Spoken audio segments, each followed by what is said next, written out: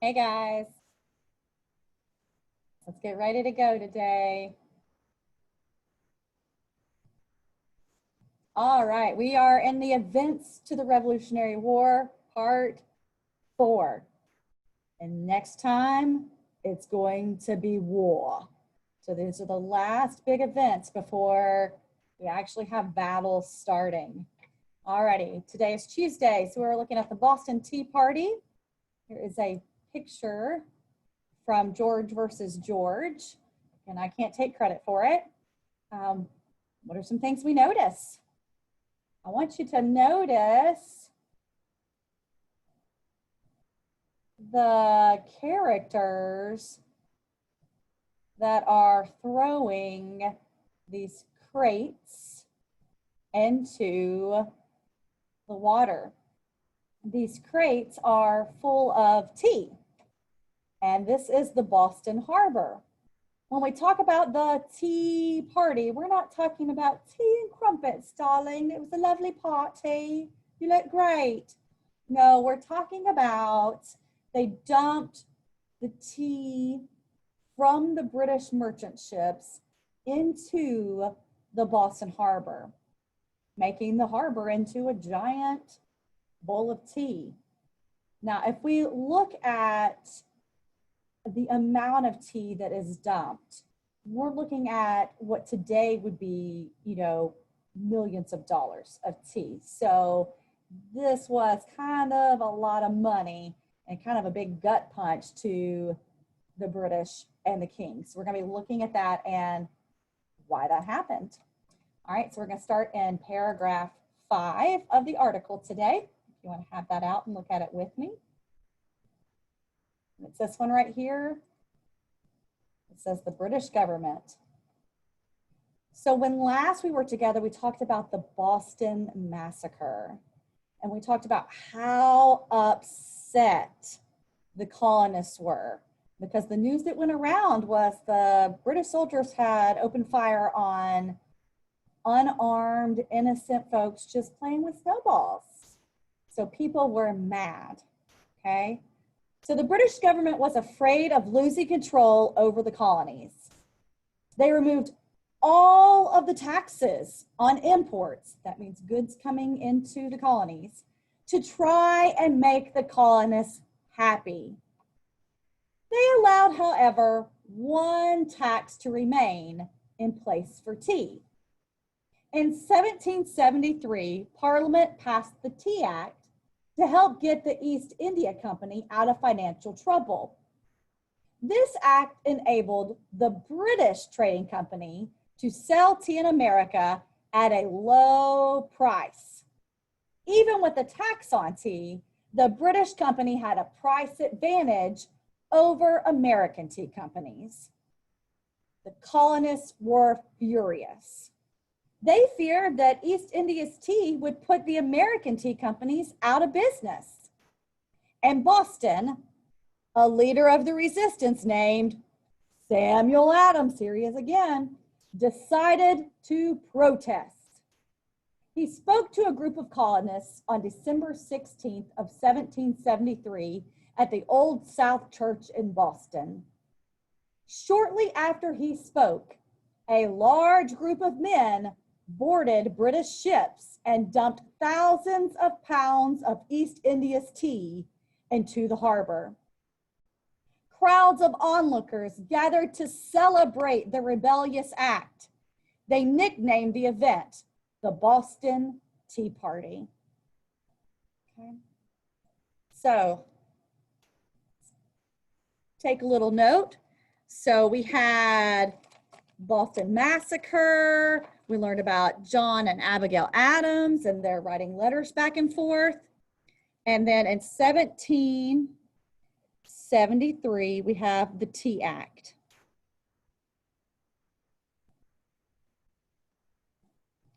So they took the other taxes away because they were kind of getting scared of the colonists and what they were doing. But they were like, man, we're going to lose money. Our East India Tea Company is going to go out of business if we don't help them out. So, no, you still have to pay taxes. You're going to pay taxes on tea. So this taxed tea. Pretty easy. Tea Act, tax tea. And draw me a little cup of tea.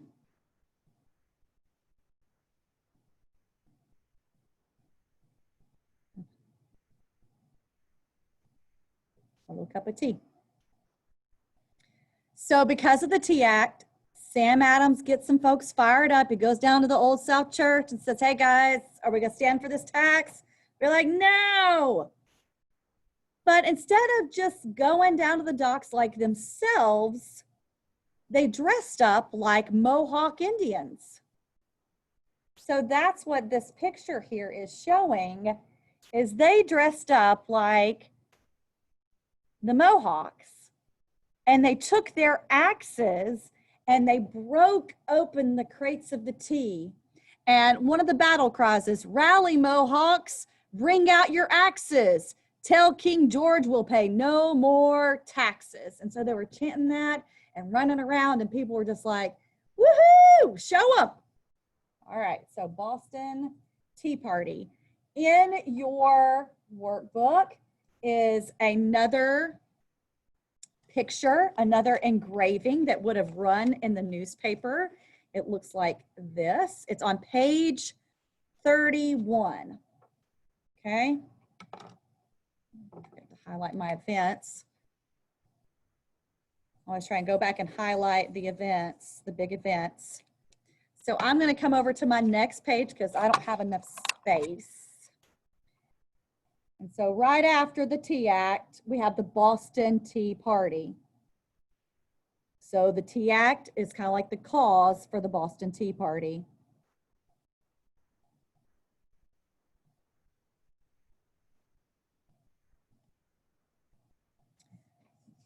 And then I'm going to glue that in.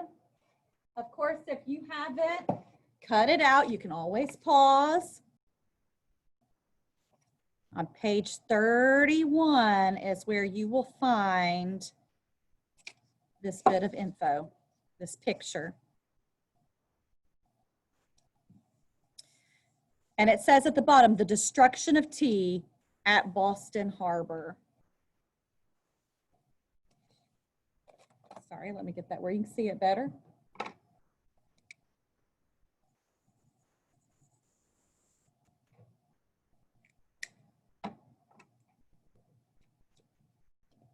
So this is page 31 from our workbook.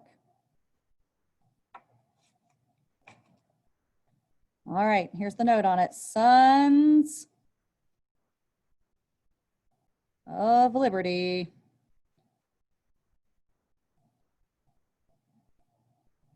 Dressed up as Mohawk Indians.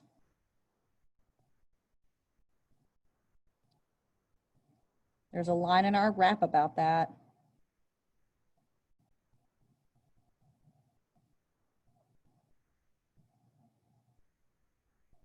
Well, hello, Mrs. Patterson.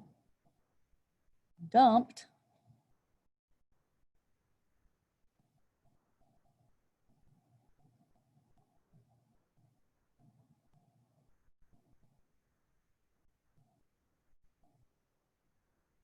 A harbor is an area that comes into the land, ocean area that comes into the land. And that's where boats and ships would come in to deliver things to the docks and to the people of the city. Okay. So I've got my little ship here. Woohoo. Okay, got my rebels, my patriots, and give them Mohawks. Okay, and I'm having dumping out the tea into the Boston Harbor. Maybe I'm gonna put somebody on a dock out here saying, yeah, guys, do it. Maybe some broken crates.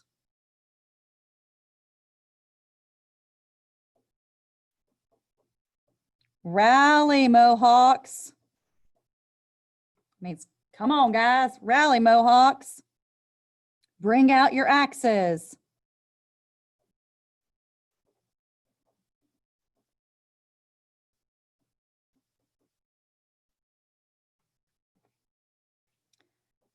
Tell King George.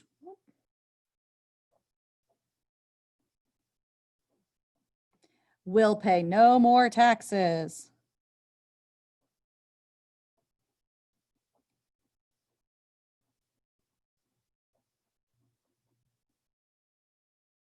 This is another one I usually like to act out and have a stand up on tables and chant and throw tea over. So if you're feeling adventurous and want to act out these scenes from our history, I always find that a little fun.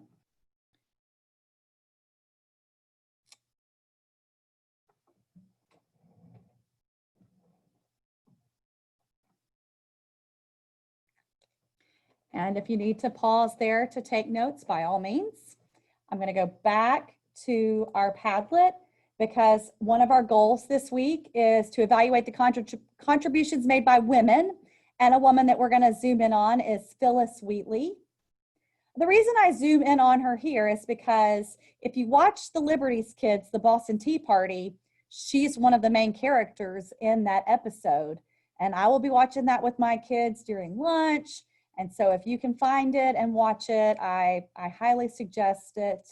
You can find it sometimes on YouTube. We'll probably be watching it on my Prime account. All righty, Phyllis Wheatley, the mother of Black literature. Phyllis Wheatley's book of poetry was the first book published by an African American here in the United States. Very first. And it was a woman, and it was a Black woman, which is kind of epic for the time, because you have to understand at this time, there's still slavery in the country. African Americans don't have the same rights. There's all kinds of reasons that she should not have been successful.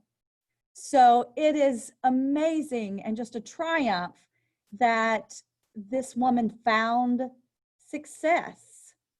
It says in 1761, a young African girl arrived in Boston on a slave ship.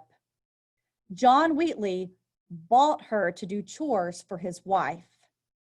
They named her Phyllis after the ship that brought her to the colonies. The Wheatleys began teaching Phyllis to read and write. In fact, she was treated more like a family member than a slave. Phyllis was an eager student.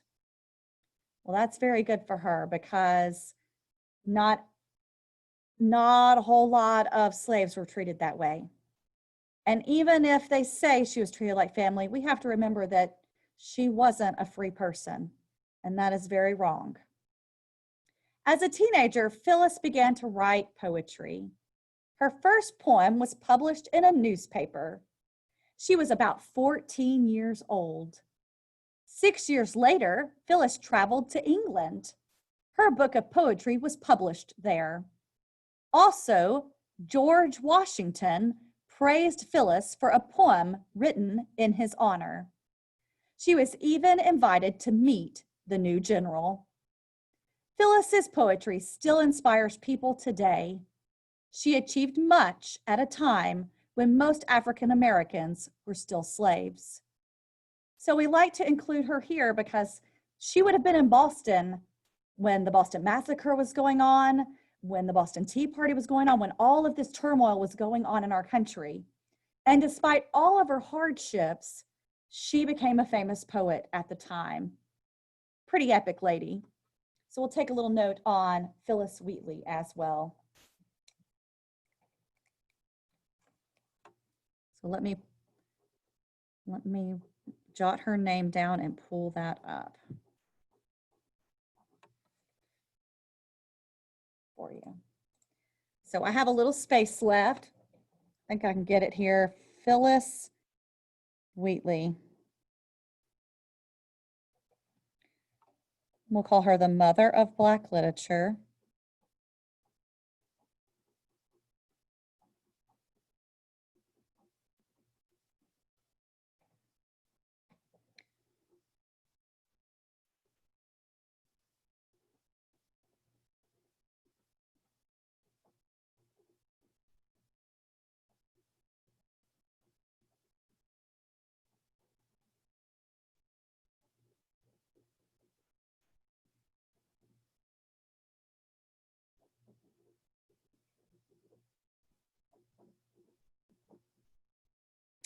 So the mother of Black literature was a woman, slave, in Boston that became a famous poet.